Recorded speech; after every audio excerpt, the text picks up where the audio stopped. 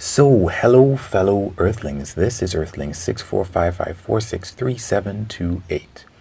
And a lot of, anti Chinese people love to say they're not, well, I'm putting them as anti Chinese, meaning that they are anti China, whatever. Anyway, they love to say that they are not anti China, they're anti CCP, the Communist Party. And I want to call a slight BS on that one. And I'll get into that in a moment. So, of course, I am Earthling, yada, yada, yada. I am an ex-Army reservist. I got a full tuition scholarship a long time ago in order to get at least one and then another degree. I've traveled a bit, the Grand Canyon, Caracas, Venezuela, Tokyo, Japan, the Czech Republic, and I've lost almost 100 pounds, and that's it for me. So, people in general, let me just start from in general for a second here, and say that a lot of people might say, well, I don't like Iran. Iran does some whack stuff. I don't really like that. Or they might say, I don't like North Korea's leaders.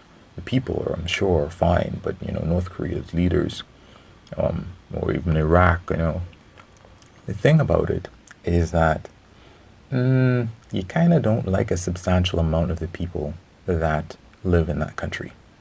That, it goes without saying.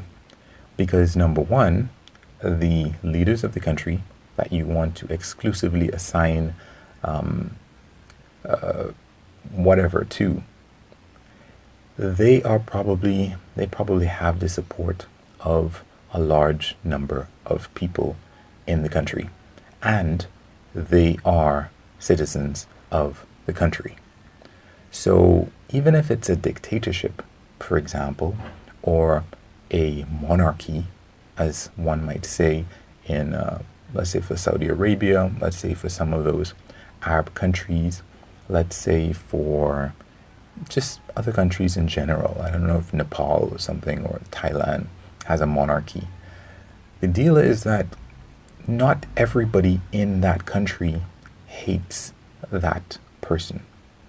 It might be a certain elite group of people who support that particular leader. It might be predominantly, but it probably is a substantial number of people that follow and support some of the things that that leader is doing. And to get right back to China, if you have a Chinese government that in a generation, I don't know if they've called it the Chinese miracle or so, but anytime I've heard in any discussion about the development of China, people will tell you how when they came to China, this area was all rice fields, and now it's all skyscrapers. And how many of the Chinese people have been raised up out of poverty.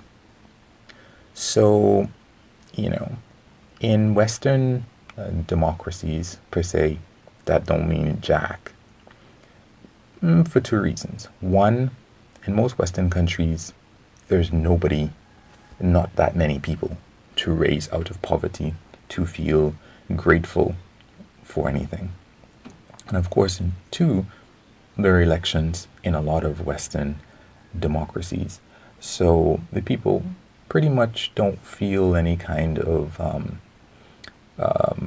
loyalty. You did crap last 5 years, 4 years, 3 years, 2 years, whatever, out with you. I haven't seen anything really improve in such a long time in my particular country. But in China, there's been a lot of improvement for a lot of people. And yeah, you know what? The Chinese government has done, like many governments, I would say, and maybe even more than many in certain instances, a lot of bad things to different people in China. Maybe, let's say, in Tibet, maybe a lot of the Tibetans wanted freedom, at least based on, how loudly we hear people complain about Tibet. It would certainly seem that to be the case. And with respect to the Uyghurs, definitely there's a lot of evidence that bad things are happening in that area. Of course, when you look at things like the rapid rail infrastructure that has been put in place in China, when you look at the free economic zones that have been put in place in China, like Shenzhen, and how rapidly these cities have grown and developed, when you look at the wealth that many people in China have suddenly gotten access to, whereas they were just rural farmers in the past, I would imagine that a lot of Chinese people are grateful for that. When you look at the fact that many Chinese people probably don't use credit cards and they don't need to use cash money, and some of the other benefits and improvements in the lives of the Chinese people, you can't just say that the Chinese government is like any other old repressive regime that does not increase the status and the wealth of many, many people in China. It might be a question that people say where people enrich themselves as they would in many parts of the world, but also in enriching themselves, it's without question that's the case. There have been many, many improvements to China.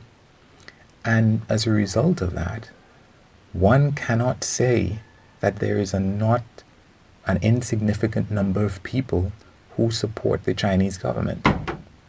When you add in the fact that every single country has propaganda, and a lot of people ascribe to that propaganda and to that information and to whatever else, I'm sure that even understanding that it's not 100% of the people that love the CCP, and that it's not, 80%, I think it's very easy to suggest, without fear of being contradicted severely, that 30 to 70% of the Chinese people probably support the Chinese government. Because, number one, when we look at how the coronavirus has played out, how many Chinese people do you think feel intense pride at the achievement of China as compared to the world? Just based on that, in New Zealand, in Germany, whether Germany had elections, there have been a number of countries that have had elections, South Korea, and those regimes or those governments won in landslides when the people saw how well the government handled the outbreak of the virus. Those people at those elections had tremendous pride in the outcome and how their governments handled the elections. So depending on what any individual is thinking of at any given time, and this is one thing that I really would like to bring up, because I think that it doesn't come up very often because we've kind of forgotten about the coronavirus. Some of these people who say that they hate the CCP, they bring up the idea of, China is just lying about what's going on. There's rampant spread of the virus in China right now. And they were wrong. If they weren't willingly lying about it, then they were just really embarrassingly wrong about what was happening in China, where they were saying millions upon millions of people were dying of coronavirus. So what I'm saying is, like, in many countries, regardless of the government, and especially in China, when Chinese people look at the development of China, the wealth, increase in wealth that they've had over a generation or less than a generation in many places, if they travel to other countries and they see, whoa, China is on a good footing in terms of first tier cities compared to many other developed countries. I mean, in the case, I was trying to avoid talking about Winston, but Winston's wife comes from China. Winston of Serpenzade, alias Fame, whatever. His wife misses China. And let's be clear, China is third world level in terms of the average income and the average wealth of its citizens. It's at a third world level. But his wife misses almost everything about it. Yeah, they probably live in one of those first tier cities, but yeah, she misses almost everything about it.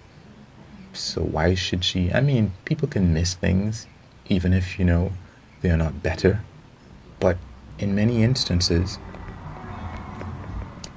that you could say are better in China. There are a lot of things that are not fantastic, but there are a lot of things that are. And when people say, oh, I'm not anti-China, I'm only anti-CCP, given the support that the CCP would have for the way that they've handled the development of China, for the way that China has avoided, so much of the last, the Great Depression, Great Recession, sorry, the way that China has been able to avoid the impact of the coronavirus, and probably the way that China was able to, spot when those two planes went down. I can remember there were two planes that crashed, and China was the first country to say, we're not going to allow those planes to fly anymore, before America even did that. Yes, China does bad things, but China does not have any ex-colonies. China, I guess, I was going to say doesn't have anybody in any kind of debt trap, but not that many people as compared to the rest of other Western countries. There's a lot of positive things about China, and by virtue of that, about the CCP. And if you're hating on the CCP, you're hating on something that a lot of people in China probably love and are proud of. And by virtue of that, you kind of hating on them. If someone is not from America and they say that they don't hate America, they just hate the Republican Party and the values that it stands for and da-da-da, I'm sorry, fella. You are hating on the values that half of the people, around less than half, but just a little bit less than half of those people stand up for and want to see the country run in that particular way. There's no way to simply just peel off the CCP and just have a better China that you don't hate. There is no way to do that, because you know what? Let's say 50 years from now, if China is still the same way, I'm sure most of those people who are in the current CCP will be gone. And if you're still around, still hating them, you'll be hating a fresh crop of completely different people. And if they're still doing a decent job of improving the lives of millions of people in China, you're going to be hating on those millions of people who approve of the way that they're handling China. So that's just my opinion. Feel free to dislike, like, comment, subscribe, give any kind of feedback with the idea that, hey, What kind of feedback would you like if you were posting content on YouTube? Have a good one. Peace. I just wanted to mention that there are people who might hate the CCP because it's dogmatic and communist and you can't vote them out and there's no democracy in China. Yeah, that really is a negative. But you know what's a positive? A positive is that some of the things that you do that are fantastic things that you could never get public approval for, those things are possible in China. And China will benefit from being able to do some of those things. Of course, there's some things that are negative that can be done for the same reason. It is hard to know the future and what will be more important. Again, thank you. Have a good one.